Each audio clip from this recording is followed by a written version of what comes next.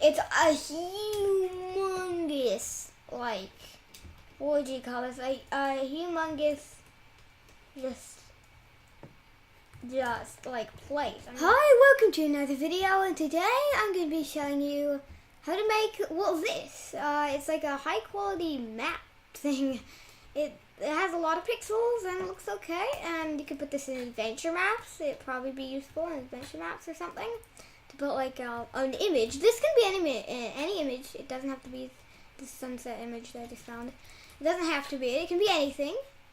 And I'll be showing you how to do it. Now, you will have to actually use a few things. Well, I'll get to that in a second.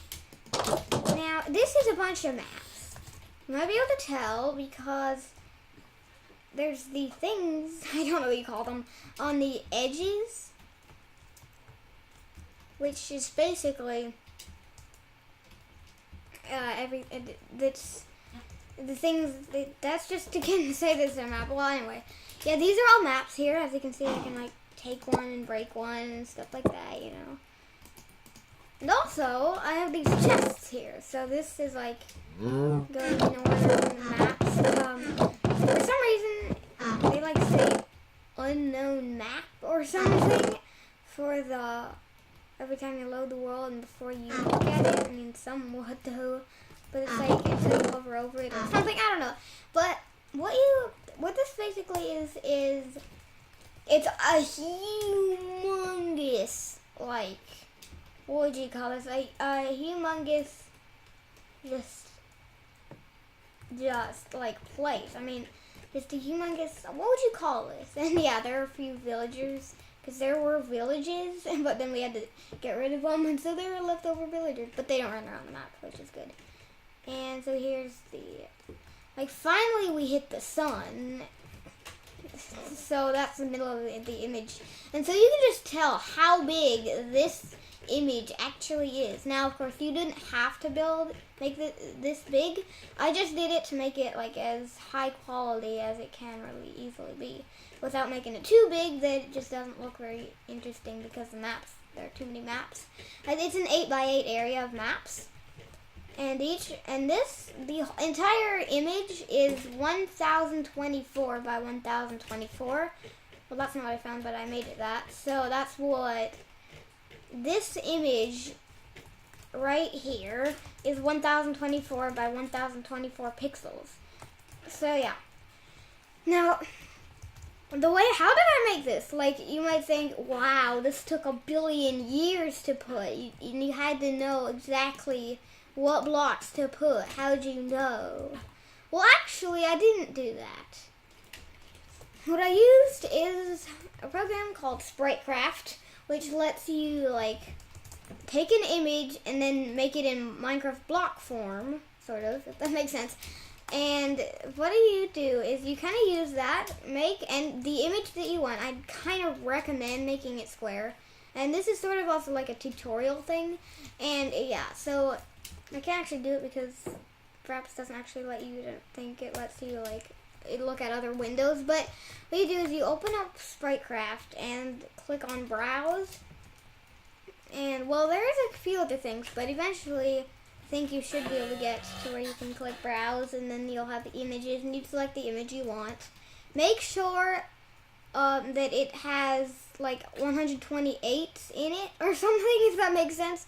Like if you have 128 times 8 is 1024, and so you have to like go 128 times something will be how big it is, and you can't be like off or anything, because then wax will feel like grass and stuff or something. But yeah, so just be careful about that.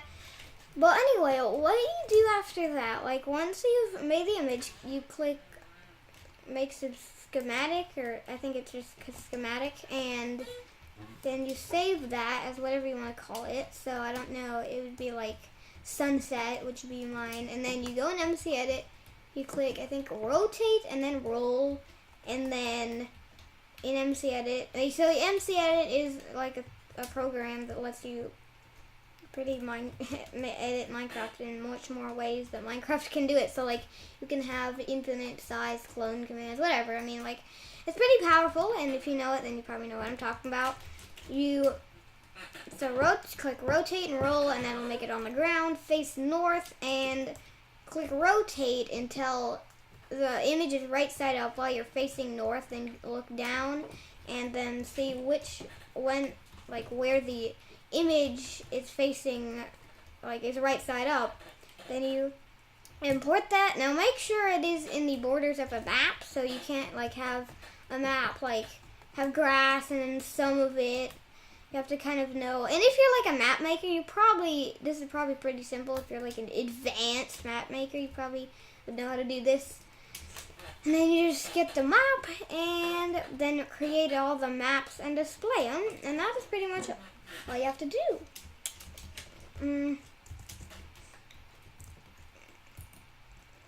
Yeah, that's just all I have to say. And then you just put them on the wall, whatever you want, and make sure your item frames find it.